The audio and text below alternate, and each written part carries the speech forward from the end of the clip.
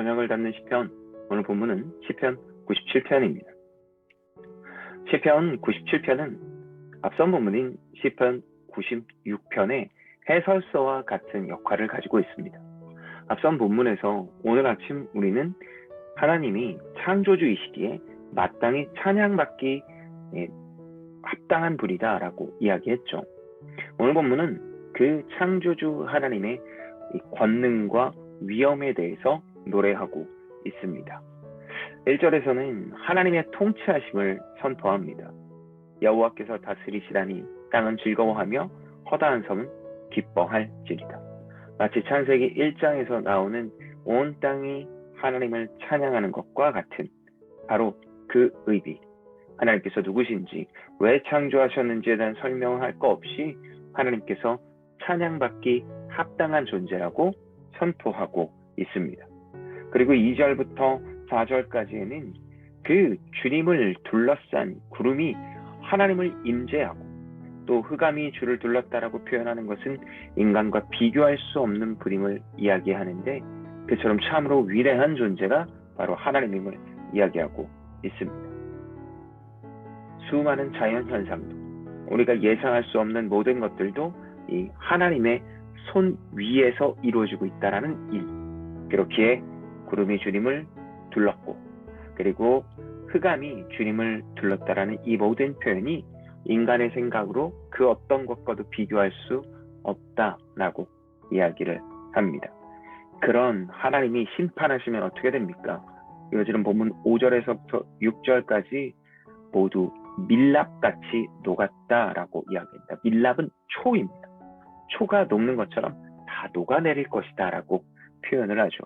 그리고 모든 백성이 하나님의 영광, 압도적인 하나님의 힘을 보게 될 것이라고 이야기를 합니다.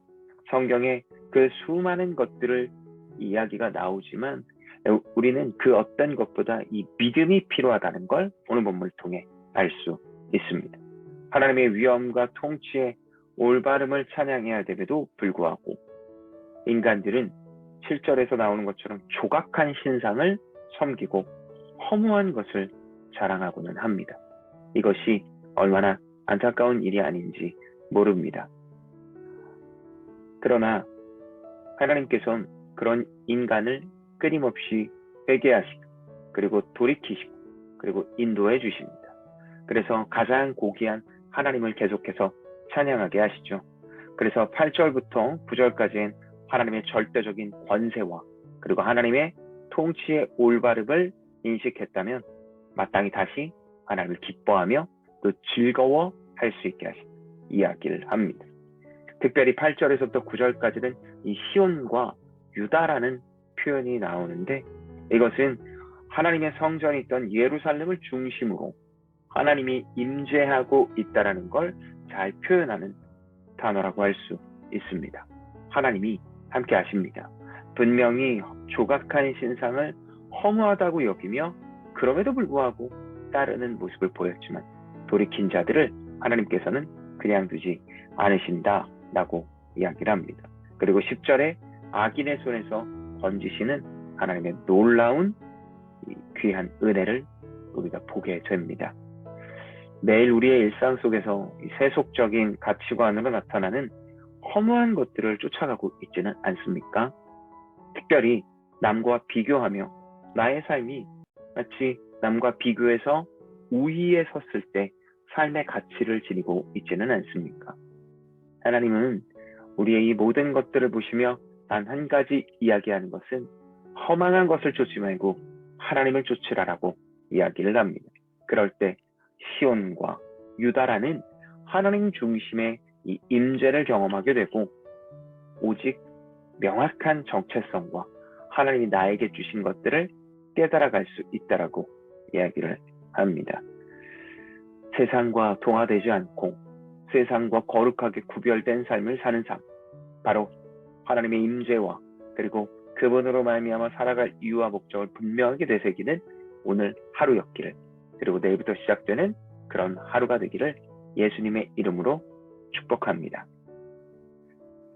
하나님 아버지,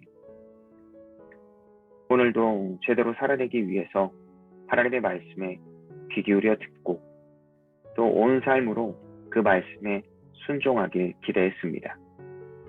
하지만 또 오늘도 우리는 세상과 타협하고 비교하며 살았습니다. 하나님께서 심어주신 삶의 자리에서 구별된 삶을 살아 우리의 삶과 세상을 새롭게 하는 하나님의 통로가 되게 하여 주시옵소서. 이 밤 다시 시작되게 하신 한 호흡을 허락하시고 그리고 내일부터 다시 한번 그런 귀한 길을 걷게 하여 주시옵소서. 예수님의 이름으로 기도드립니다. 아멘.